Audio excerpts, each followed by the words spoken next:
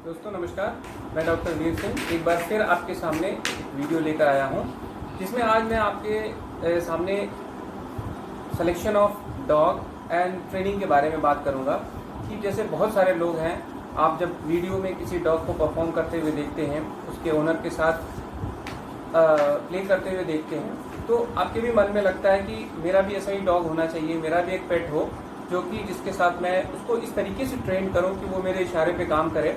तो ये एक प्रॉपर तरीके से अगर आप इसको अंडरस्टैंड करें, समझें, तब आप भी अपने एक पेट को जो ट्रेन कर सकते हैं। तो इसके बारे में मैं आपको दो बातों के ऊपर डिस्कस करूंगा कि जब भी आप एक पेट रखना चाहते हैं, स्पेशली डॉग को जब रखना चाहते हैं, तो सबसे दो चीज़ें आपको ध्यान देने वाली होती हैं।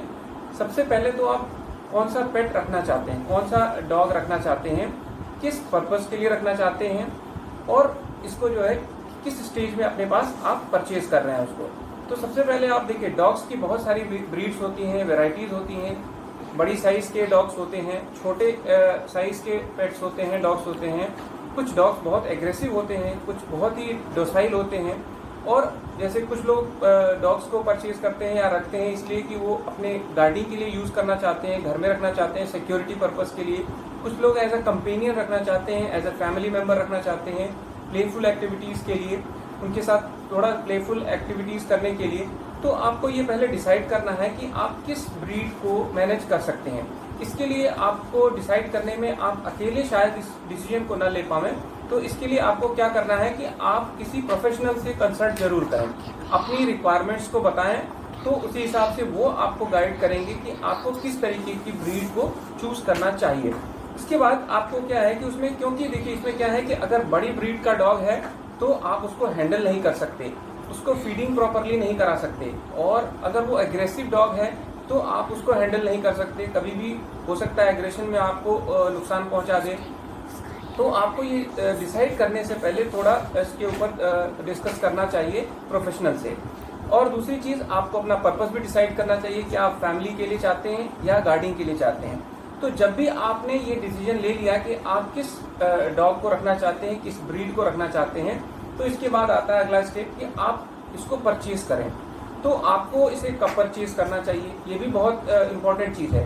क्योंकि देखिए, अगर आप उसको अपने पास रख के उसको ट्रेनिंग देना चाहते हैं, उसको अपने हिसाब से रखना चाहते हैं, तो उसके लिए आपको पेट को जो है जब वो पप स्टेज में हो तभी उसको परचेज करना चाहिए।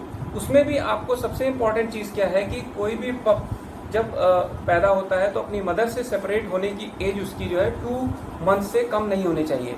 या इसका मतलब ये है कि आप जब भी कोई पप परचेज करें, उसकी एज मिनिमम 2 मंथ्स तो होनी ही चाहिए। और बहुत ज़्यादा मेच्योर पप भी आपको नहीं लेना है, 6 मंथ्स एंड अबव से ज़्यादा के पप्स भी आपको परचेज नहीं करने हैं, क्योंकि इसके बाद फिर उनको ट्रेन करना, उनको मोल्ड करना, उनको जो अपने हिसाब से मॉडिफाई करना आपके लिए मुश्किल होगा। तो ये ज़रूर ध्यान रखें कि बहुत छोटा बच्चा अपना परचेज करें या बहुत मेच्योर पप भी परचेज ना करें, जिससे कि आपको उसको ट्रेनिंग देने में प्रॉब्लम ना आए। तो ये चीज़ बहुत ज़रूरी है, इसका आपको ध्यान देना है। तो देखिए, दूसरी चीज़ ये है कि जब भी आप परचेज करें तो एक वेरीफाइड प्लेस से परचेज करें, और उसकी मदर जिसका वो बच्चा है उसका वेरिफिकेशन ज़रूर करें। क्योंकि आजकल देखिए, आपको पता होगा कि बहुत से लोग ये कंप्लेन करते हैं कि आपने कुछ और सोच के परचेज किया था, लेकिन जैसे जैसे वो ग्रोथ होती गई तो उसका कलर, उसका बिहेवियर सब कुछ चेंज होता गया, जिससे फिर आप अपने आप को चीटेड महसूस करते हैं कि हमने तो कुछ और चाहा था और हमें कुछ और मिल गया। ये होता है कि जैसे जैसे पप ग्रो करता है तो उसके ब्रीड कैरेक्टर्स जो है वो क्लियर कट डिफाइन होते चले जाते हैं, जो कि हो सकता है कि बचपन में न रहे हों। तो इसलिए आपको, अगर आप पॉसिबल हो तो आप ऐसे वेंडर से अगर आप परचेज करते हैं तो उसका जो है डैम का जो भी मदर है उसका KCI रजिस्ट्रेशन मांगें कि क्या ये कैनल क्लब ऑफ इंडिया में रजिस्टर्ड है, और उसका वैक्सीनेशन शेड्यूल चेक करें, उसकी डीवर्मिंग शेड्यूल चेक करें, क्योंकि ये सारी चीज़ें आपके पप के ऊपर रिफ्लेक्ट होती हैं। अगर मदर वैक्सीनेटेड है तो उसका जो पप है उसके ऊपर इम्यूनिटी डेवलप होती है, वो आपके पास भी कुछ समय तक सिक्योर रहेगा, प्रोटेक्टेड रहेगा।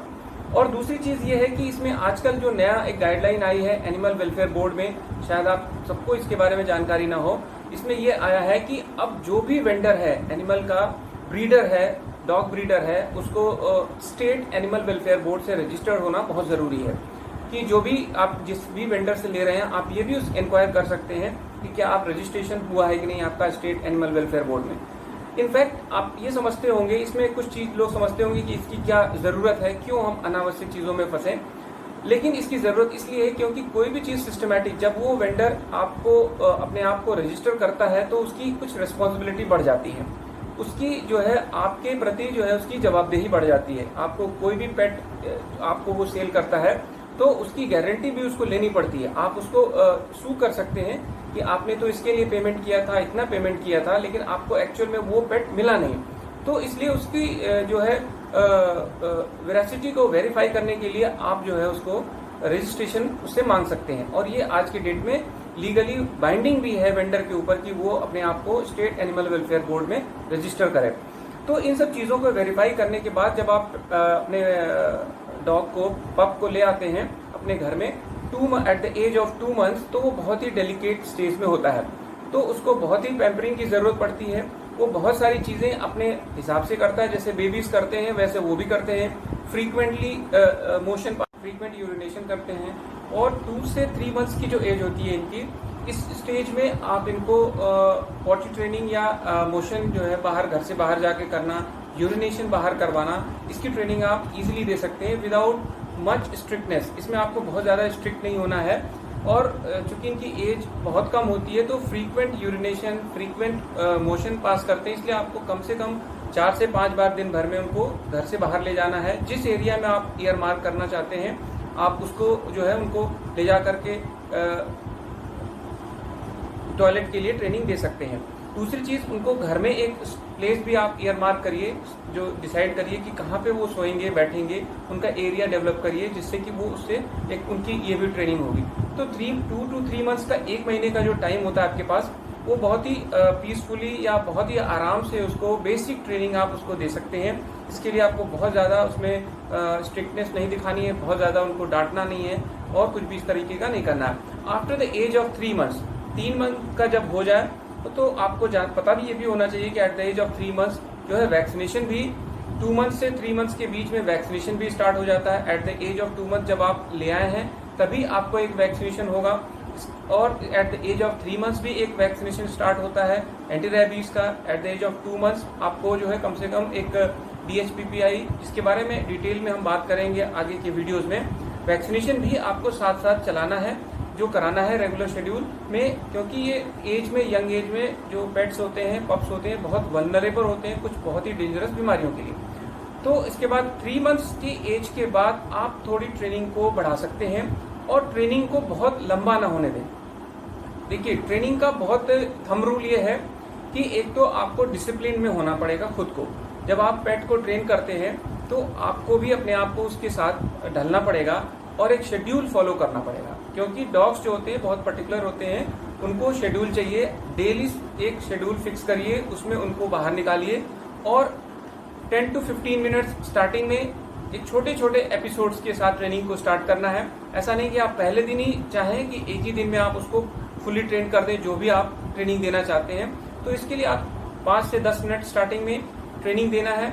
और दूसरा, आपको रिवार्ड और पनिश भी करना है। जब भी वो अच्छा काम करे तो गुड बोलना है, या जिस तरीके से आप अपनी लोकल लैंग्वेज में भी उसको आप शाबाशी देना चाहते हैं दे सकते हैं। और जब भी वो गलत काम करे तो आपको उसे डांटना है, लेकिन बहुत ज़्यादा हार्शनेस के साथ नहीं, उसको ये महसूस कराना है कि वो गलत कर रहा है।